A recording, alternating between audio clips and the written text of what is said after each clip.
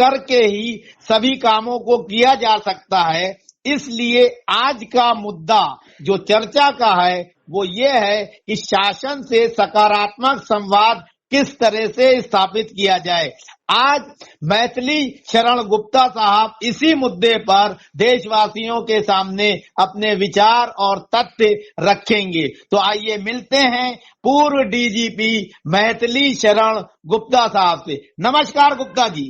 नमस्कार। नमस्कार आपको। सर, मेरा सबसे पहला सवाल ये है कि शासन से सकारात्मक संवाद का वातावरण बने, इस पे आप किस तरह की योजना का सूत्रपात चाहते हैं? पहले तो मैं ये कहना चाहूंगा कि हमारा अपनी सरकार से संवाद जो है ठीक नहीं है जी। और जो हम डेमोक्रेसी कह रहे हैं वो सही मायने में डेमोक्रेसी है ही नहीं जी। ये धीरे से जब इन लोगों ने राजनीति का दुरुपयोग किया, बूथ कैप्चरिंग की, आदमियों की ही कैप्चरिंग कर ली, डिफेक्शन कराया, तो एंटी डिफेक्शन लॉ आया और एक पॉलिटिकल पार्टी व्हिप लाए। तो उसके माध्यम से जो आपके रिप्रेजेंटेटिव हैं वो चाहे जैसे भी चुने गए हों जी, वो जो है इस बात के लिए वो विवश हो गए कि ना तो वो अपनी बात संविधान के अंदर ना ही संविधान के बाहर ना वो अपनी बात रख पा रहे हैं ना वो पब्लिक की बात रख पा रहे हैं। बिल्कुल सही। संविधान के अंदर वो पॉलिटिकल और पार्टी व्हिप से जो है ना बंधे हुए हैं और जो है ना पार्लियामेंट के बाहर वो पार्टी डिसिप्लिन से बंधे हुए हैं जी। यहाँ तक कि टीवी डिबेट्स ये वो सभी में वो अपनी पार्टी का बिल्ला लगा के ही बात करते हैं, वो जनता के प्रतिनिधि के रूप में अपनी बात नहीं रख पाते हैं। बिल्कुल सही है ना। तो ये व्यवस्था कैसे दुरुस्त होगी, उसके लिए क्या पहल करना चाहिए? पहले मैं उसका थोड़ा सा और बैकग्राउंड क्लियर करना चाहूंगा तो फिर आपका इस क्वेश्चन का जवाब ज्यादा बेहतर तरीके से बन जी, पाएगा। बताइए। अभी सवाल ये है कि इस बीच में जो दूसरे लोगों ने जनता से संवाद का तरीका रखा वो अंग्रेजों के समय जो चीजें अपनाते थे उन्हीं को जारी रखा जी। जैसे चक्का जाम करना, जैसे रेल रोको करना, जैसे तोड़ फोड़ करना जी। और उसमें बहुत सारे लोग जो कि देश का विघटन चाहते थे उन्होंने इस घटिया जो है ना संवाद के तरीके को अपना कर अपनी राजनीति चमकाई और पब्लिक संपत्ति को नुकसान पहुंचाते हुए वो रातों रात जो है वो चमक गए, राजनीति में भी आ गए, टिकट भी मिल गया और वो जीत भी गए। राइट जी। तो वो सबसे पहले तो ये समझना पड़ेगा कि संवाद का ये तरीका गलत है, नंबर 1। नंबर 2, संवाद का ये तरीका तब तक ही चलता है जब तक कि आज के जो धूर्त और जिसमें 42% क्रिमिनल्स हैं, ये सरकार बाहुबली भी है और अपराधियों के से की भी सेना इसके पास है। तो यदि आप ये वाला संवाद रखते हैं, मतलब दैट इज चक्का जाम, रेल रोको टाइप का, तो ये कब अपने क्रिमिनल्स को भेजकर खुद गड़बड़ी करा के, लाठीचार्ज करके, गोली चलाकर, आपके विरुद्ध अपराध पंजीबद्ध करके और आपको जेल में डाल के आपको जो है ये संवाद को फेल कर सकते हैं और संवाद को दरकिनारे लगा सकते हैं। देखिए, मैं आपको एक दूसरा इनको संवाद का फेल करने का और इशू डाइवर्ट करने का इनका बड़ा पावरफुल तरीका है। आप याद करिए, जब श्यामा प्रसाद मुखर्जी की जम्मू एंड कश्मीर में डेथ हुई और उनकी माँ और वेस्ट बंगाल में बहुत जोर से ये मांग उठी कि उनकी मौत के बारे में जांच की जाए। तो आप थोड़ा सा अपनी दिमाग पे जोर डालिए, उस समय इन्होंने क्या किया, ट्राम का किराया डबल से ज्यादा कर दिया। राइट जी। और चूंकि जो है कोलकाता की जो है ट्राम जो है लाइफ लाइन है और हर किसी को वो उसने प्रभावित किया। तो श्यामा प्रसाद मुखर्जी का मुद्दा जो है वो पीछे बैकग्राउंड में चला गया और ट्राम का किराया कम किया जाए, ये मुख्य मुद्दा बन गया, जिसे शासन ने आसानी से मान लिया और वो श्यामा प्रसाद मुखर्जी की जो हत्या हुई वो जो है ना बैकग्राउंड में चला गया। तो ये दूसरा पॉइंट मैं ये कहना चाहता हूँ कि जो ये अभी जो वर्तमान संवाद का तरीका है, इनके पास ढेर सारी डाइवर्सन टैक्टिक्स हैं जिसके माध्यम से ये कभी भी चीजों को दाएं बाएं कर सकते हैं। जी देखिए, आपने मीडिया में ये बात देखी है कि कोई महत्वपूर्ण मुद्दा दबाना हो तो कोई दूसरा मुद्दा खड़ा कर दो। एकदम सही। तो इसका मतलब है कि दोनों तीनों चारों जो डाइवर्सनरी टैक्टिक्स हैं, उसके जी कारण जो है वर्तमान में संवाद का सही तरीका नहीं है।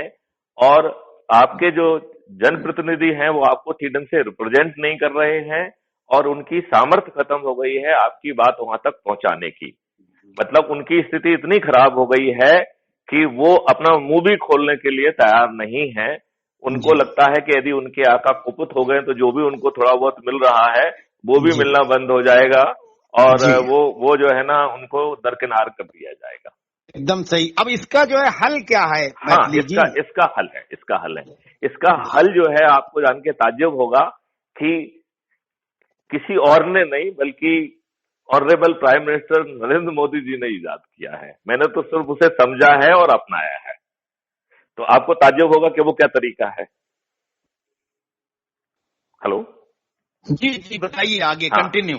हाँ, तो उसका बड़ा आसान सा तरीका है कि नंबर वन, हमारा जो है पहले पब्लिक से संवाद हो सरकार से पहले, राइट।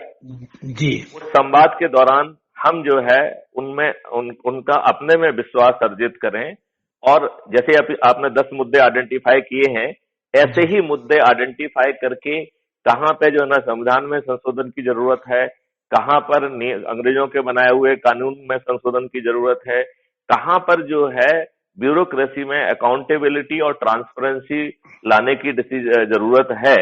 जैसे कि लॉ ऑफ टॉर्ट जो है एंट्री 1 के तहत केंद्र सरकार को बनाना था, लेकिन वो आज तक नहीं बनाया। यदि वो बना जी दिया होता तो आज हमारी bureaucracy as a lord behave नहीं करती, वो एक अकाउंटेबल ब्यूरोक्रेसी होती, और वो अपने गलत निर्णयों के लिए दायी भी होती, और उसे कंपनसेशन भी देना पड़ता, राइट। सही, एकदम सही।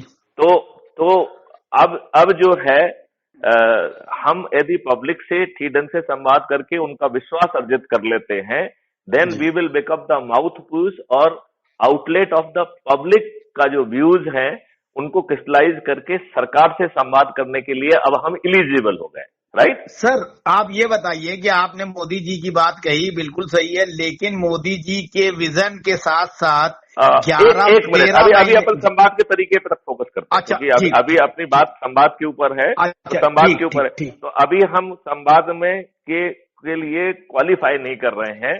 संवाद जी के लिए हमारी एक फॉलोइंग होना चाहिए।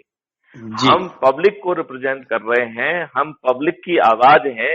इसको क्वालिफाई करने का हमने एक मापदंड ये रखा है कि जी crime free Bharat YouTube channel को जो है जी पहले करोड़ों की संख्या में उसकी रीच पहुंचाई जाए, उसको जो है हर अच्छे व्यक्ति को जोड़ा जाए, हर अच्छे व्यक्ति से निवेदन किया जाए कि वो अपने प्रभाव क्षेत्र में लोगों से संवाद करें, और ये सशक्त माध्यम से सशक्त संवाद के तरीके से उन्हें अवगत कराएं, और जी वो जो है इस संख्या को कम से कम 1 करोड़ तक पहुंचाएं। क्योंकि जब जी हम 1 करोड़ तक पहुंच जाएंगे तब हम ये मान रहे हैं कि हम अधिकृत हो गए हैं जनता के बिहाफ पे सरकार से बात करने के, जी राइट। अब संवाद का तरीका क्या हो, जी तो संवाद के लिए पहले से कुछ प्रिजम्पशन होते हैं, क्योंकि हम इसका मतलब है कि हम संवाद के अभी हमारा संवाद नहीं है। अभी जी हमारा संवाद का तरीका क्या है कि हम पिटीशन देते हैं, राइट। जी वो पिटीशन जो है उन्हीं लोगों तक पहुंच जाती है जिनको जो है जिनके कारण वो पिटीशन पैदा हुई है। जी और, सही और, कह रहे हैं आप। और दूसरी बहुत बड़ी प्रॉब्लम ये है कि साठगांठ है, जी तो वो जो है वहां बंदर बांट हो रही है। तो जो आपके लोग हैं जो बंदर बांट कर रहे हैं उनके प्रति आप एक बहुत ही सार्थक कार्रवाई करने की आपकी सोच ही नहीं है, जी क्योंकि वो सैया भय कोतवाल तो डर किस बात का, वो जी इस तर्ज पे काम चल रहा है। सही।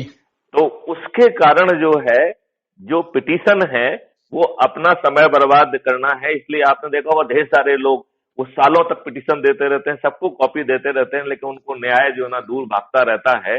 जो जी लोगों की वैधानिक जिम्मेवारी है, जैसे पूरे पुलिस विभाग की जिम्मेवारी है, 154 के तहत जो है थाने की जिम्मेवारी है, और 36 सीआरपीसी के तहत सभी वरिष्ठ अधिकारियों की भी वही जिम्मेवारी है जी कि यदि आप संज्ञेय अपराध की बात कर रहे हैं